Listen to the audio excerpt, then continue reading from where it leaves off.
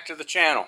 Dane Scott from Dane Scott's Truckers Lounge. Getting ready to take Lowdown here on a little drive to see a very awesome, I say cool all the time, let's say awesome because it is awesome, old school GMC Jimmy. And this is kind of an interesting truck too because it's got some good power in it. So stick around town.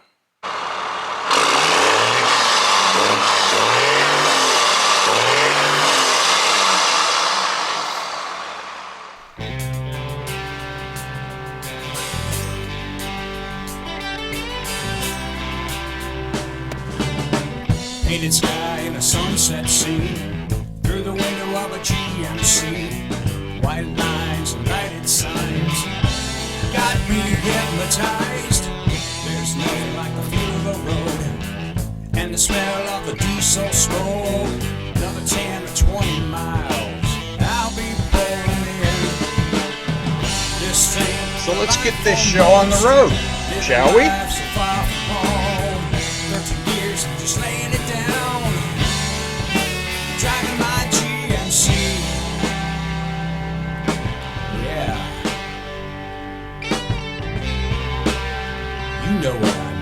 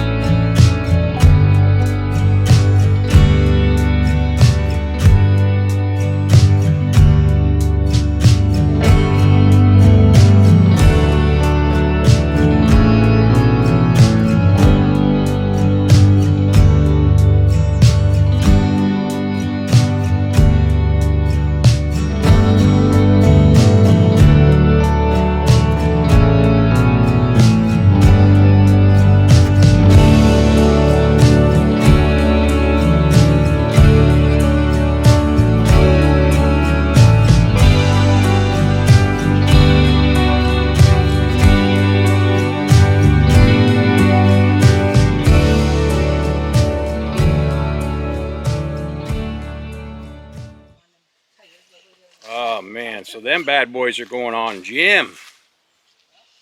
Those are nice shape too. Oh, they were on the truck when I bought Oh, they were on it. Oh, okay.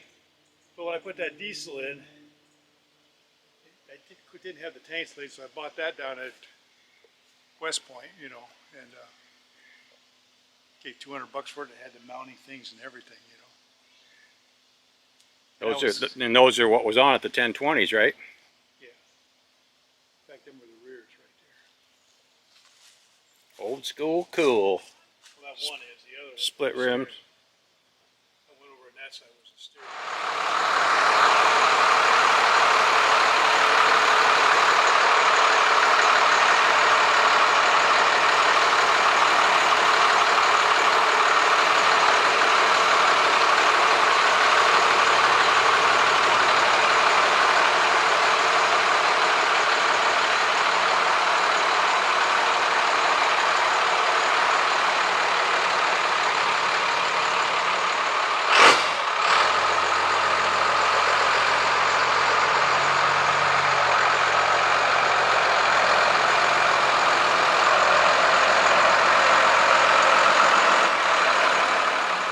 Pennsylvania. Latrobe.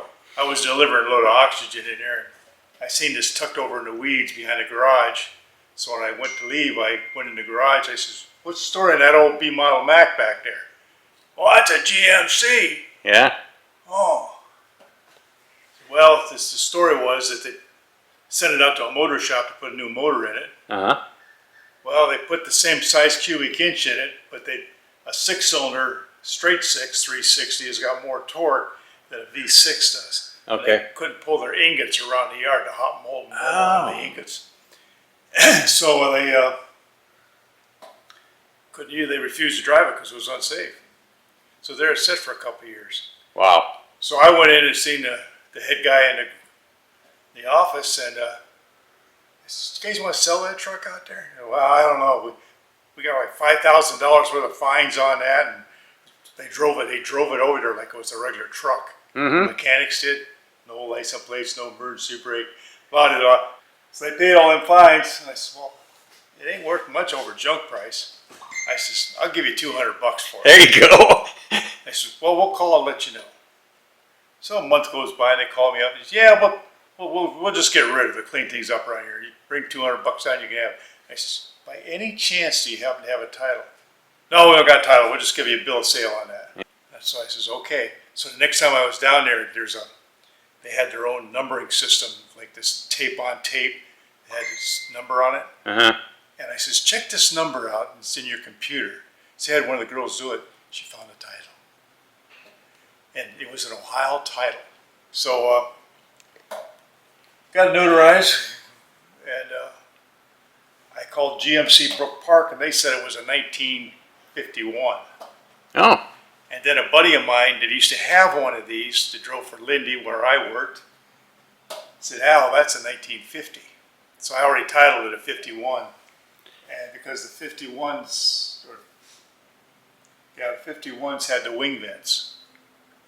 And so I titled it wrong, the wrong year. Okay. But also back in the day, if they sold a truck in 1951, they titled it as a 1951. So who knows? So is that the only difference between a 1551, just the wing vent? Wing vents. Yeah. And when you say wing vent, you're talking about the windows on the side. Oh, yeah. See, nowadays they take that wing vent out and they just put a regular window in there. Yep. You know, a lot of hot rodders do. It's the same cab as a pickup. Them windshield wipers are a real treat when it's raining out, because they're small. I'd hate to see it in heavy snow. Yeah. Well, we ain't going to drive in no snow anyway. Well, no, but I mean, back in the day when they were actually driving. Oh, yeah. So the cab itself is the same as their pickup. Yeah. And probably the hood's bigger, I'm going to say. Well, the hood, they had to lift up hoods on the pickup trucks. They didn't have the butterfly Yeah, hoods. I got you.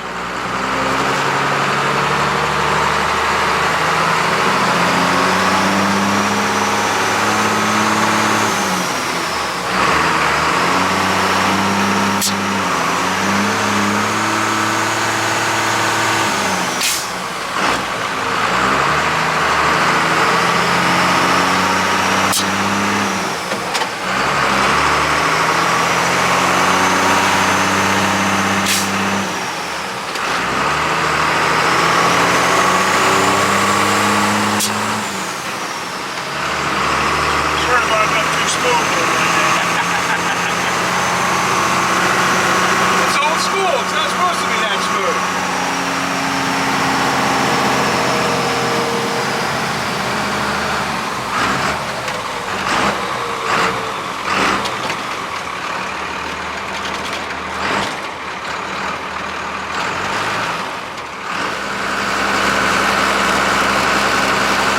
It does sound good.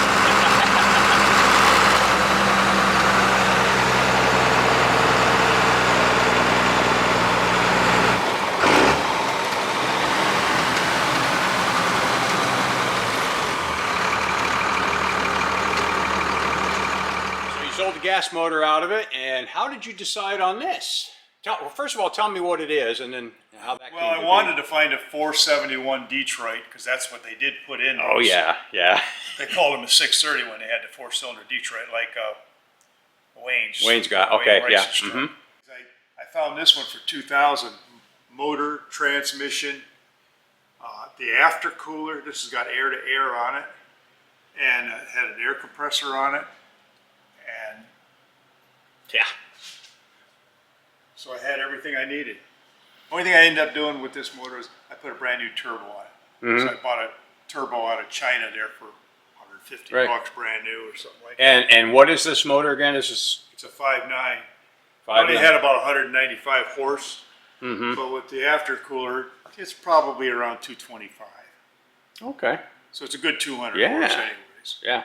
And you said it came out of what a 70s. 70s F600 Ford dump truck, light medium dump truck. Gotcha. But it's got a 5-speed transmission, but low is so low that I never use it. Yeah. Right. And this is a 5 and 2. Yeah. Kind of like my cracker box, but yours is air. Mine's electric. Right. We had to make this pipe coming out of here. This is a couple of pipes welded together. There's no way that fan stuck, so we couldn't get that motor low enough, so the fan was up high. So we made this to get around the fan, Yeah. and it's got a serpentine belt on it. So that's the gas job radiator. Okay. Boy, And it does the job, huh? Oh God, yeah. But the unique thing about this truck, it's got these, they're like fake Bud wheels. But you can either take the wheels off here, or you can take the Dayton style off to get the wheel off. So, of course, he's been named Old Jim, of course. That's how you... Actually, my grandson there, which is 14 now, and he's loved this truck ever since he's seen it. No, he was born in 08. Yeah. And him and Nana would go out back, and I had a full flatbed, and it was backed up to that. They'd go out there and put the airlines on it, and he's going to Chicago, you know, and then they'd go to Toledo. Because he heard all these from my stories. That's you know. awesome, yeah.